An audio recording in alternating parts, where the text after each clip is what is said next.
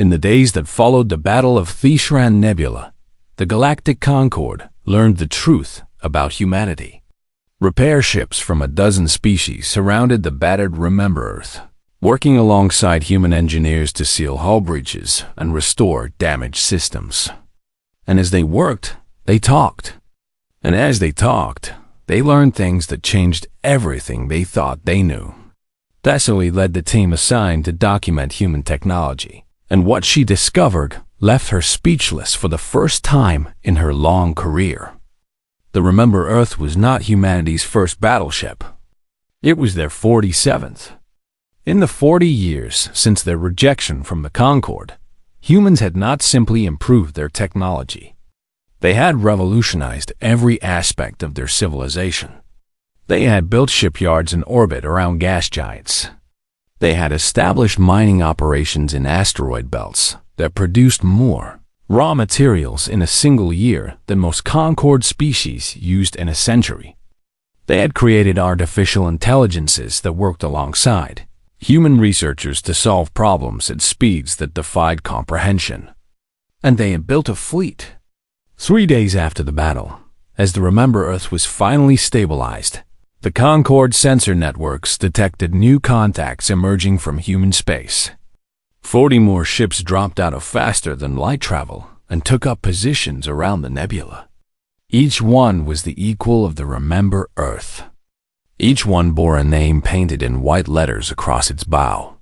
Thermopylae, Stalingrad, Midway, Kursk, Gettysburg. Names that meant nothing to the aliens, but everything to the humans. These are all named for battles from our history, Admiral Chun explained when asked. Battles where our ancestors faced impossible odds and fought anyway. Battles where they should have lost but found a way to win. We remember them so that we never forget what we are capable of when everything is at stake. High Ambassador Keth Voren requested a formal audience with the human leadership, and Admiral Chun agreed to meet him aboard a neutral station. The old Silithine entered the conference room, expecting to negotiate from a position of weakness. What he found instead was a small human woman with gray hair and kind eyes waiting for him with 2 cups of something warm and aromatic. "Please sit," she said, gesturing to a chair. "I understand your species finds sitting uncomfortable, but we have chairs designed for Silithine bodies. Would you like some tea? It is a human drink made from dried leaves. Quite pleasant, I think." Keth Voren sat, his forearms folded awkwardly in his lap. He had spent his entire career reading alien body language, but he could not read this woman at all. "Admiral Chun, I must speak plainly." "Please do. 40 years ago, I led the council that rejected your species' application to the Galactic Concorde. I called your people primitive. I called you aggressive and violent. I suggested that you would never amount to anything significant in the grand history of the cosmos." He paused, struggling with words that did not come easily to one of his status. "I was wrong." Admiral Chun nodded slowly. "Yes, you were. I do not understand how this happened. Our projections, our models, our assumptions about species development. Everything told us that humanity would need thousands of years to reach the level you have achieved in mere decades. How is this possible?" The human admiral was quiet for a moment, seeming to consider her words carefully. "High Ambassador, do you know why we named our first battleship Remember Earth?" He shook his head. "Our species has a long and bloody history. We have committed terrible acts against each other. Wars, genocides, oppression. Everything you said about us was true. But you missed something important about us." She leaned forward. "We learn. We remember our mistakes and we learn from them. Every war taught us something about ourselves, about our capacity for both destruction and creation. Every tragedy made us more determined to ensure it would never happen again. But the speed of your advancement, that came from something else entirely. When your Concorde rejected us, You gave us a gift you did not intend. You gave us a challenge. You told us we were not good enough, and every human heard those words and felt something our species has felt since we first looked up at the stars. Her eyes hardened. Defiance. You told us we could not, and so we decided we would. We poured every resource, every mind, every ounce of determination into proving you wrong. Not out of spite, though there was some of that, but because we refused to accept limits placed on us by others. Kethvorn felt something shift in his understanding of the universe. And the fleet? The weapons? You built all of this in just 40 years? We built all of this because we knew someday something would threaten the galaxy. We did not know what or when, but we knew it would happen. The universe is dangerous. High Ambassador. We learned that lesson on our own world, where everything tried to kill us. And when the threat came, we intended to be ready. You built a fleet to save a galaxy that rejected you. Admiral Chun smiled, and it was a smile that contained depths of complexity Kethvorn could barely perceive. We built a fleet to protect our home. And when we looked at the galaxy, and all those species out there who had never known the struggle we knew, who had grown soft and complacent in their ancient civilizations, we saw something that needed protecting. She reached across the table and placed her small hand on his scaled arm. You called us aggressive. And you were right. But you did not understand what we are aggressive about. We do not fight to conquer or destroy. We fight to protect. Our families, our worlds, our allies, our future. When you became threatened, you became ours to protect. And we will always fight for what is ours. 1 week later, the Galactic Concord held a special session in the crystal halls of Varanthos Prime. The agenda had only one item, a vote on humanity's membership application. The chamber was packed with representatives from every species in the Concord. And for the first time in millennia, a delegation of humans stood at the center. Admiral Chun wore a simple uniform with no decorations except a small blue marble pin over her heart. The vote was unanimous, but it was not the same vote as 40 years before. On behalf of the Galactic Concord, High Ambassador Kethvorn announced, his voice carrying through the silent chamber. I hereby extend to humanity not simply membership, but leadership. We ask that you take a seat on the High Council. We ask that your fleets help us protect the peace. We ask that you teach us how to be better than we were. Admiral Chun stepped forward. Humanity accepts, but we do not accept as your rulers or your masters. We accept as your partners and your protectors. We will share our knowledge and our strength. We will help you grow and learn. And when the next threat comes, because it will come, we will face it together. She turned to face the assembled delegates. You looked at our history and saw only darkness. But within that darkness, there was also light. The light of those who fought for justice. The light of those who sacrificed for others. The light of those who refused to give up, even when all hope seemed lost. That light is what makes us human. And now we share it with all of you. The chamber erupted in something that might have been applause, though each species expressed it differently. And watching from her place in the back, Thessaly smiled. She had always known there was something special about humanity. She had just never imagined how right she had been. The chorus swarm emerged from the darkness like a tide of nightmares made real. 2,000 bioships poured into the Thishran Nebula, and every sensor in the Concord fleet screamed warnings. The creatures were horrible to behold, twisted fusions of metal and flesh that pulsed with malevolent life. Some were small and fast, darting through space like predatory fish. Others were massive carriers, their hulls splitting open to release clouds of smaller attack craft. And at the center of the formation moved the command vessels, ancient beings that had consumed entire civilizations. On bridges across the fleet, Officers reported what they saw with trembling voices. Enemy count exceeds 2,000 and rising, detecting energy buildups across their forward line. They are targeting the Remember Earth. Captain Vettori watched from the eternal vigilance as the swarm focused its attention on the lone human vessel at the center of the formation. It made tactical sense. Destroy the largest threat first, then sweep up the remaining ships at leisure. The Karath opened fire. Thousands of bioplasma bolts streaked across space, converging on the Remember Earth in a storm of green and purple death. The energy release was so massive that it overloaded sensors across the fleet. "They cannot survive that," someone whispered.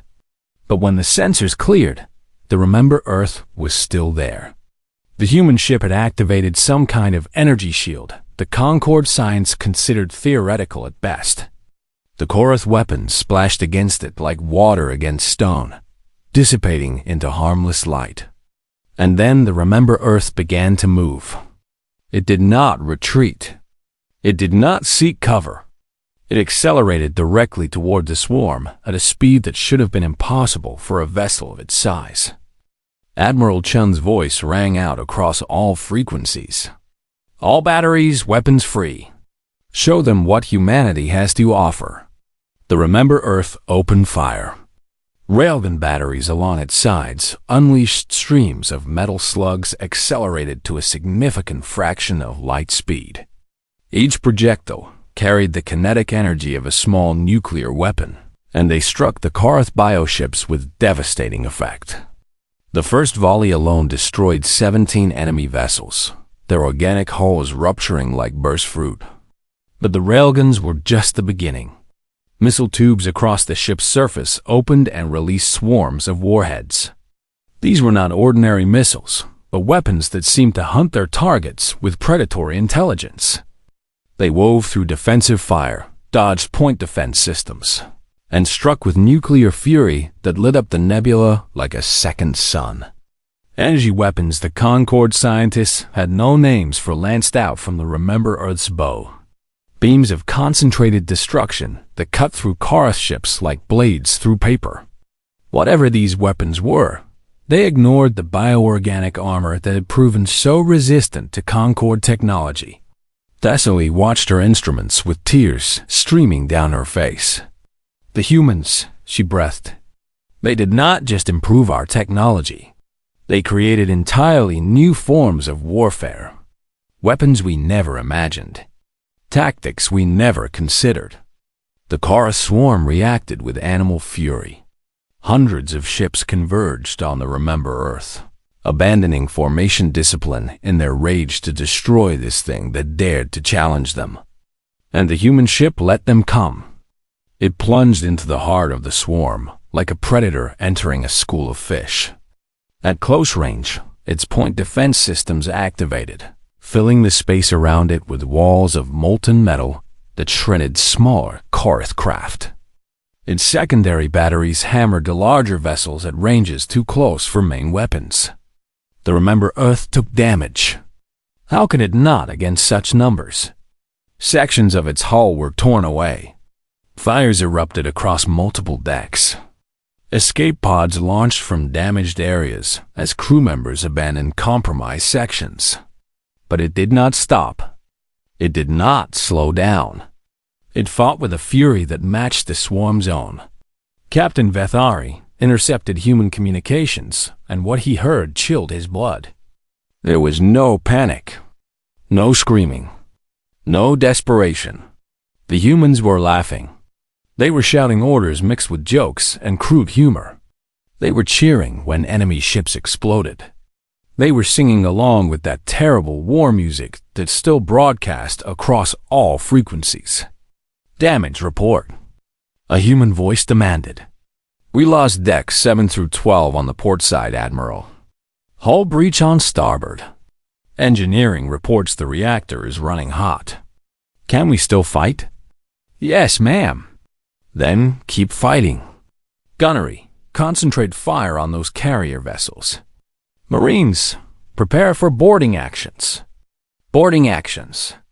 The humans were not content to simply shoot at the Korath. Teams in armored suits launched from the Remember Earth and attached themselves to enemy vessels. They cut their way inside and fought the creatures hand to hand in the twisted corridors of the bioships. Vethari could not understand it. Who would choose to enter a Korath vessel? Who would face those monsters in close combat? Humans would. Humans who had spent their entire history fighting each other in conditions far worse. Humans who had evolved as pursuit predators on a death world. Humans who considered violence not a failure of civilization, but a tool to be mastered. The battle raged for hours.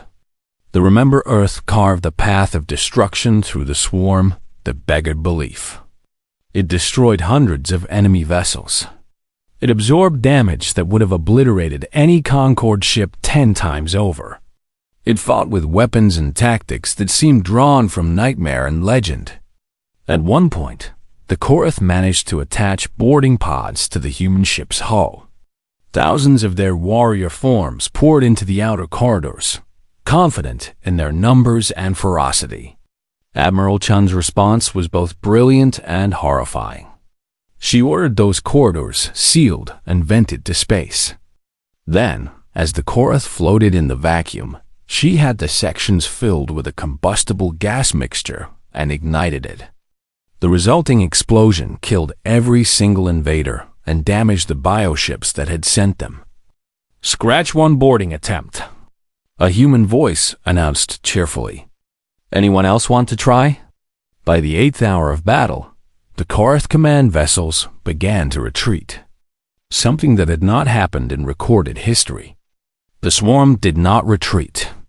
The swarm consumed everything in its path until nothing remained. But the swarm had never faced humanity before. When the battle finally ended, the Concord fleet commanders counted the debris. 1,847 Korath vessels destroyed. The remaining swarm scattered into deep space, too damaged and demoralized to continue the fight. The Remember Earth floated in the center of a field of wreckage. It was burning in a dozen places. Entire sections of its hull were missing. Atmosphere vented from countless breaches. It looked like a corpse held together by stubbornness and spite. But its weapons were still online. Its engines still functioned. Its crew was still alive. Admiral Chun's voice came through one final time, tired but triumphant. "Concord forces, the swarm has been broken. I am sending casualty reports now. We lost a lot of good people today, but the galaxy is safe." A pause. "By the way, anyone got a tow? We are a little banged up over here." And across 82 Concord vessels, crews who had prepared to die found themselves staring at the impossible sight of victory, won by a single human ship and its crew of primitive, violent, short-lived creatures, won by the species the galaxy had dismissed and forgotten. The Thisran Nebula glowed with colors that would have been beautiful under any other circumstances. Purple and gold gases swirled around ancient stars, creating patterns that artists had painted and poets had praised for millennia. But Captain Vethori of the Silithine cruiser Eternal Vigilance saw none of that beauty.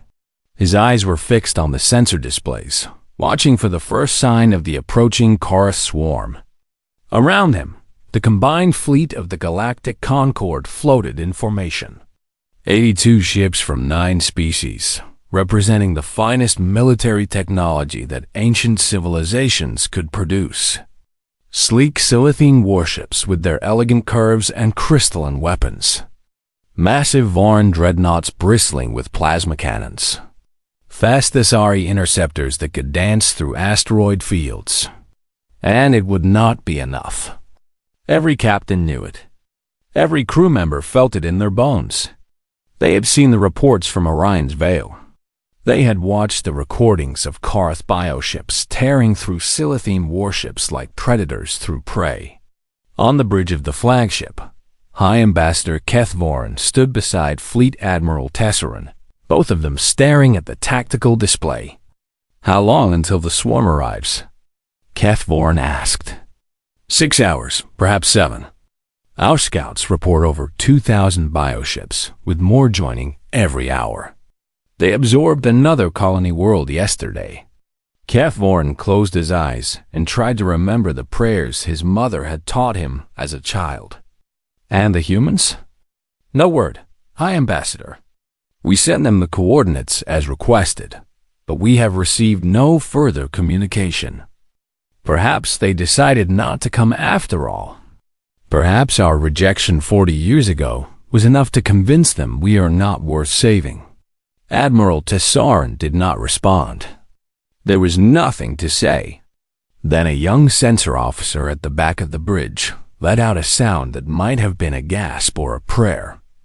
Admiral, we have a contact emerging from faster than light travel.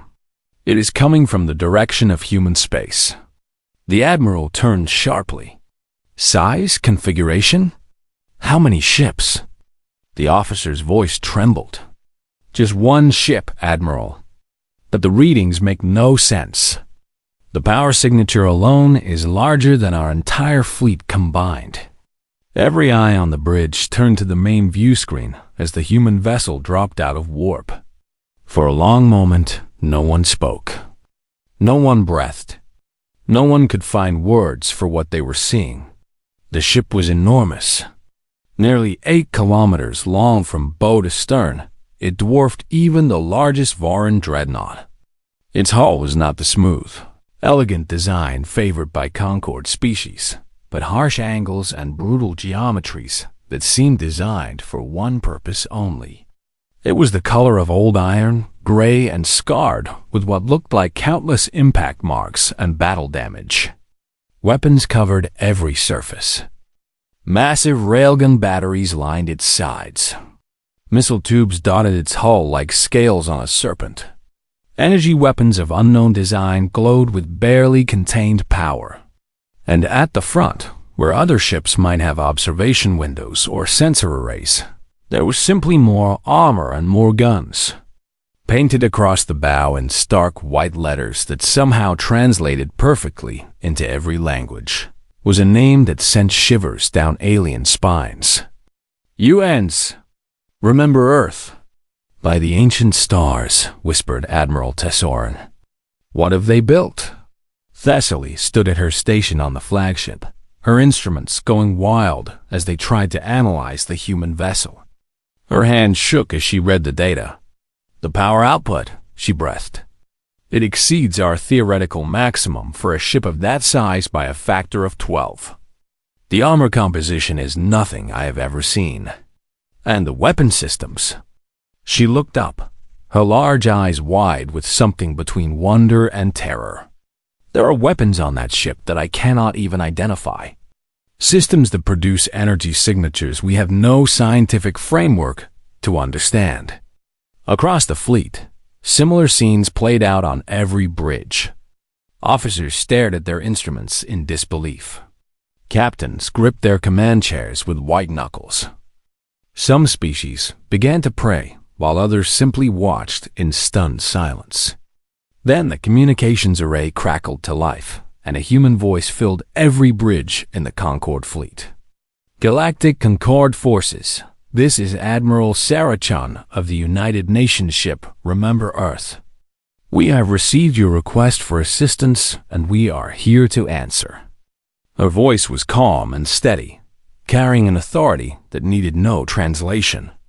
Our sensors show the chorus swarm approximately 5 hours out at current speed. I am transmitting tactical data to your fleet commanders now. We recommend you maintain defensive positions and focus on protecting the flanks and rear. My ship will take the center. Admiral Tesaurin found his voice. Adios. Admiral Chun, we are grateful for your assistance, but surely you do not intend to face the swarm alone. There are over 2,000 enemy vessels approaching. Even a ship as impressive as yours cannot. The human admiral interrupted him. With respect, Admiral, you have not seen what this ship can do. Your fleet's role is to ensure nothing gets past us. Keep your people alive and deal with any stragglers. We will handle the main force." On the Eternal Vigilance, Captain Veth-Ari listened to the exchange with growing disbelief. The humans had sent one ship, just one, against a force that had destroyed 200 Silithine warships without slowing down. But then he looked at his sensor readings again, and he felt something he had not felt since the crisis began: hope. The Remember Earth was moving into position at the front of the formation, and as it passed the other ships, Veth-Ari could see details that his sensors had missed. The scars on its hull were not just impact marks, but repairs, layered over each other like the rings of an ancient tree. This ship had fought before. It had been damaged and repaired and damaged again, and it was still flying. And there was something else coming from the human vessel, a sound being broadcast on all frequencies. It was music, Veth-Ari realized, though it was unlike any music he had ever heard. Deep drums pounded a rhythm that seemed to match the beating of hearts. Voices rose in a chorus that spoke of battle and glory and defiance. "What is that?" someone asked. Thessaly answered, her voice barely above a whisper. "It is a human war song. Their species has thousands of them. They created music specifically for battle, for the moments before death, for the times when hope seemed lost." The Remember Earth reached its position and stopped, hanging in space between the Concorde fleet and the approaching darkness. Admiral Chun's voice came through one more time. "All ships, this is Remember Earth. The swarm will be here in approximately 4 hours. I suggest you use that time to rest your crews and prepare your vessels. When the fighting starts, it will be violent and it will be fast. But I promise you this." Her voice hardened into something that sounded almost like a smile. "We did not come all this way to lose." And so the Concorde fleet waited, watching the impossible human ship that had come to save them from extinction. 4 hours to think about 40 years of dismissal and condescension. 4 hours to wonder what else they had been wrong about. 4 hours until the galaxy would learn what humanity had become in the darkness of exile. The first warning came from the mining colonies at the edge of Silithine space, and it came in the form of silence. One moment, the orbital stations around the planet Vex 7 were transmitting their regular reports of ore production and worker schedules. The next moment, there was nothing. Not even static, not even a distress signal, just absolute and complete silence. Ambassador Kethvorin, now bearing the weight of 40 additional years and the title of High Ambassador, received the news in his private chambers. His scales had faded from their brilliant blue to a duller gray, but his mind remained as sharp as ever. "What do you mean, gone?" he demanded of the military commander who stood before him. "The entire colony, High Ambassador. 40,000 Silithine citizens, 6 orbital platforms, and the defensive fleet of 12 warships. All gone. We sent a scout vessel to investigate, and they found only debris and something else." The commander's mandibles trembled. "Something else? Speak clearly." "Biological matter. High Ambassador. Twisted metal fused with organic tissue." The scout captain described it as a ship that was also somehow alive. Before they could gather more data, they were attacked.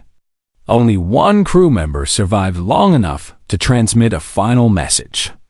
The commander activated a recording, and the chamber filled with the sound of screaming, of tearing metal, and of something that might have been laughter, if laughter could be made from the grinding of teeth, and the clicking of a million insect legs. "The Korath," Kethvorin whispered, and for the first time in centuries, he felt something cold settle in his stomach. The Korath swarm had been a legend, a warning tale told to young Silithine to make them behave. They were said to be a species that had merged themselves with their machines, becoming something neither alive nor dead. They consumed entire worlds, stripping them of resources and organic matter, leaving only barren rocks floating in the void. They had not been seen in the core regions of the galaxy for over 10,000 years. Most younger species believed they were a myth. But the Korath were very real, and they were hungry. Within 2 cycles, 3 more Silithian colonies went silent.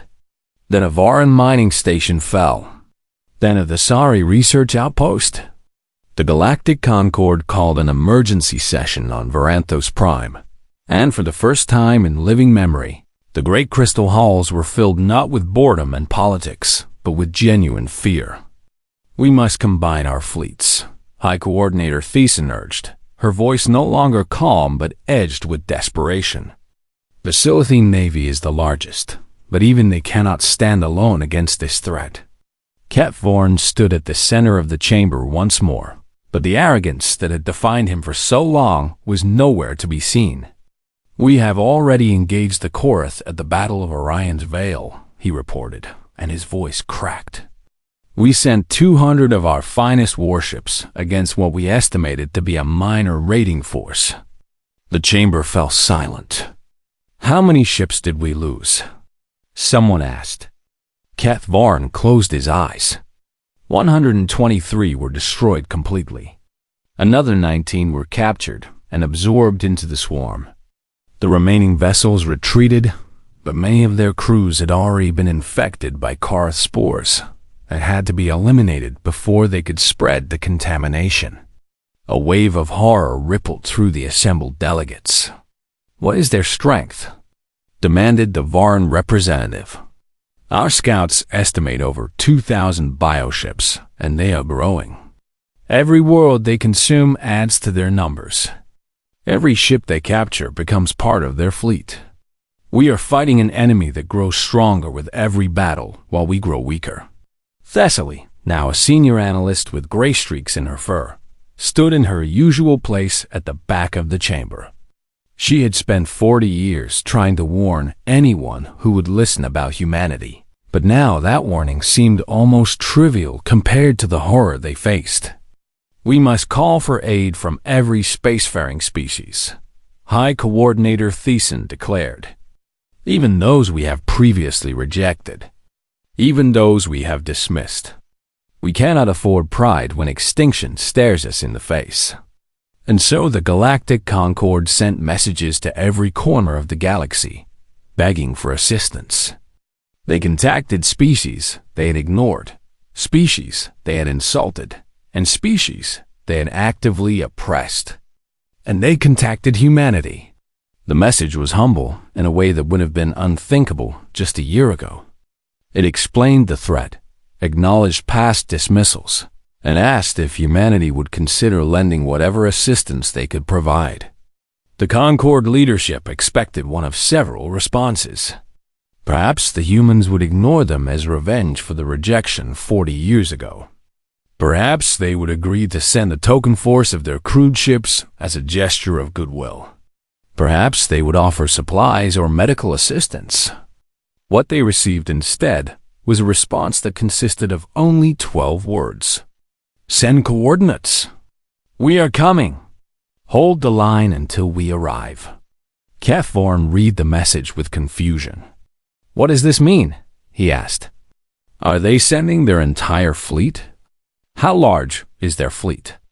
Our records show they had perhaps 30 primitive vessels 40 years ago." Thessaly stepped forward. "High Ambassador, I must confess that I have been monitoring human communications for the past 4 decades. I tried to share my findings, but no one was willing to listen." "Then share them now." Thessaly took a deep breath. "In the 40 years since their rejection, humanity has undergone what they call a technological revolution. They have not simply improved their existing technology, but have created entirely new fields of science. Their industrial output has increased by a factor of several hundred. They have colonized 17 worlds in their home system and have established outposts in 3 neighboring star systems." The chamber stirred with surprise. "That is impossible," someone protested. "Our projections showed they would need at least 1,000 years to achieve such expansion." "I know," Thessaly replied. "And that is what concerns me. We have no accurate information about their current military capabilities. They've become remarkably skilled at hiding their activities from our sensors." Kethvorn felt that cold sensation in his stomach grow even colder. "What have they been building?" "I do not know, High Ambassador. But whatever it is, they have been building it for 40 years with the full resources of a species that we ourselves describe as aggressive, violent, and driven by conflict." The Concorde had no time to consider the implications. Reports were coming in from every sector. The Korath advance was accelerating. Colony after colony was falling silent.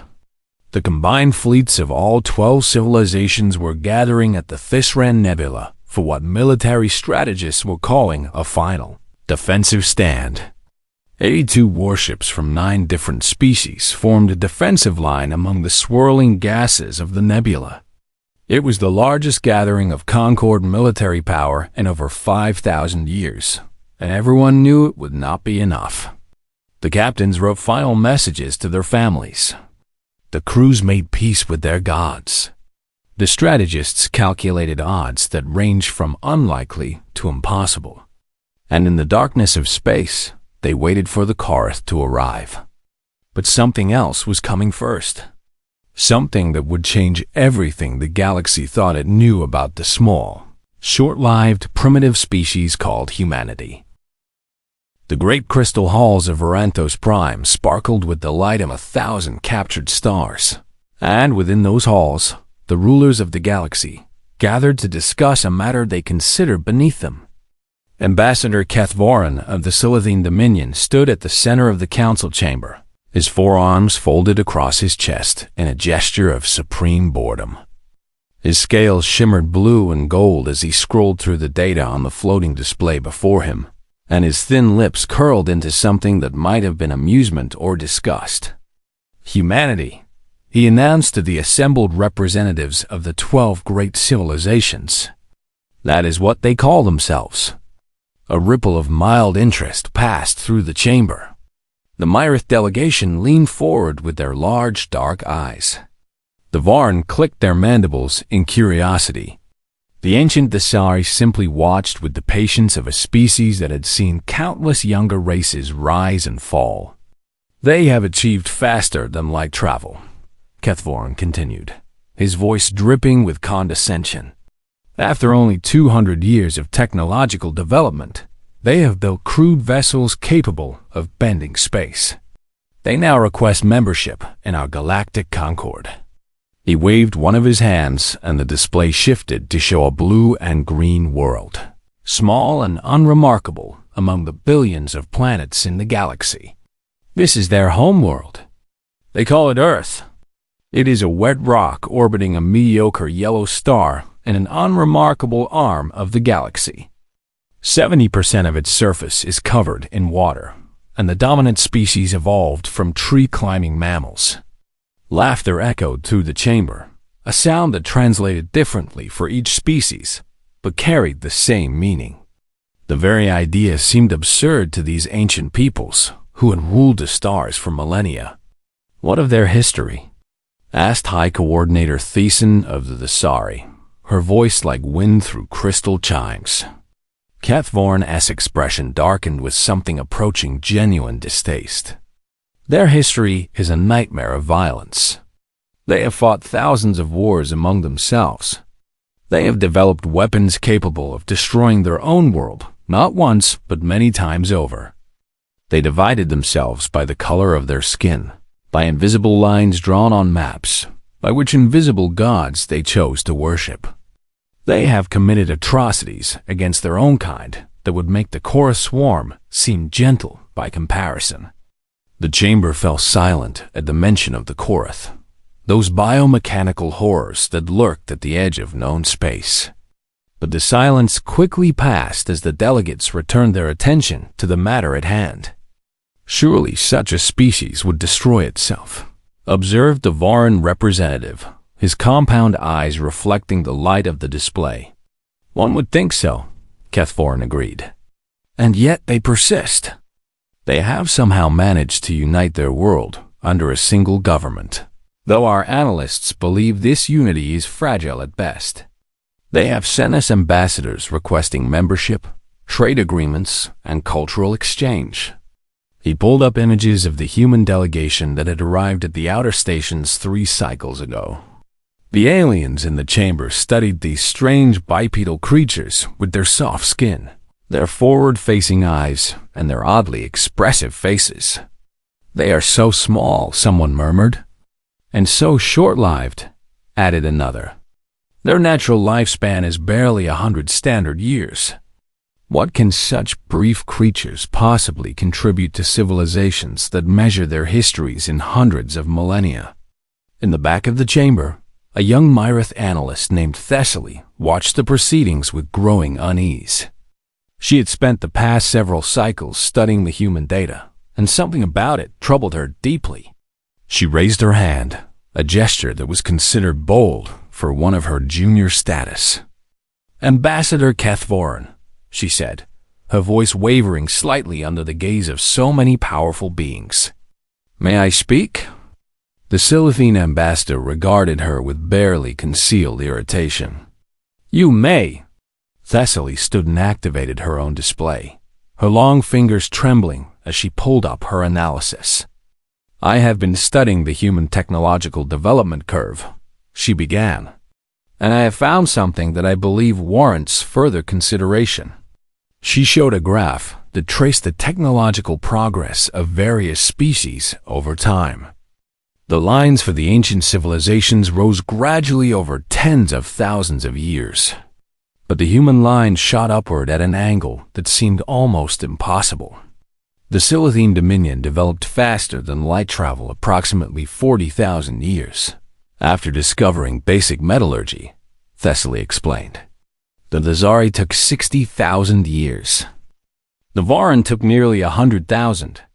She paused, gathering her courage.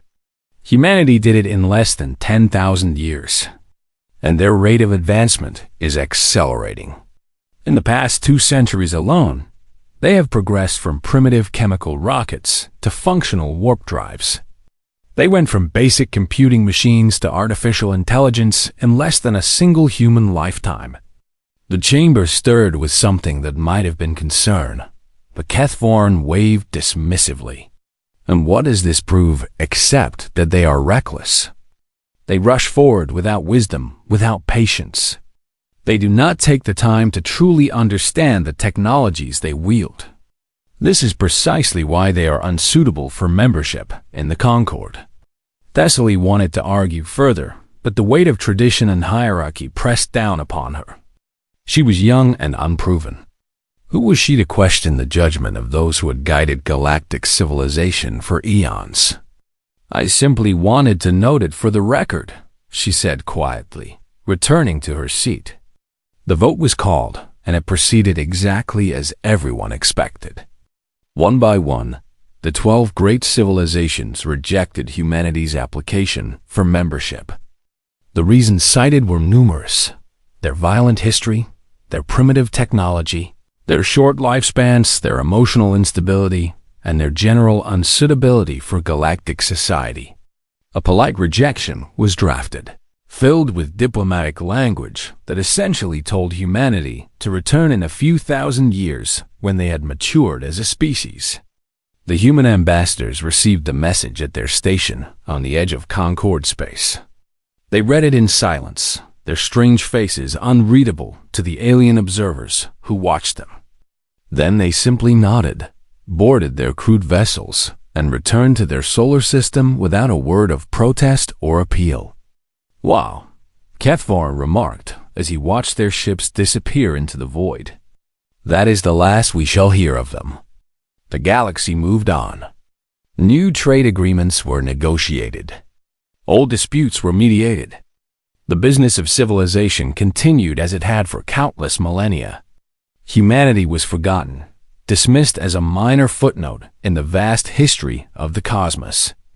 In her small office on Varantos Prime, Thessaly continued to monitor the human data streams when her duties permitted. She watched their radio signals, their network communications, and their scientific publications that leaked through the void. and she noticed something strange. The humans had not simply accepted their rejection and returned to their quiet existence. Instead, their communications had taken on a new tone, a new urgency. Their scientific output had doubled, then tripled. Their industrial production had increased by orders of magnitude. She tried to raise concerns through proper channels, but no one was interested in a species that had already been judged and dismissed. 40 standard galactic years passed, and in that time, humanity did not forget. They remembered every word of condescension, every dismissive laugh, every assumption about their primitive nature. They remembered, and they prepared. But the galaxy would not understand what those 40 years had meant until it was far too late to apologize.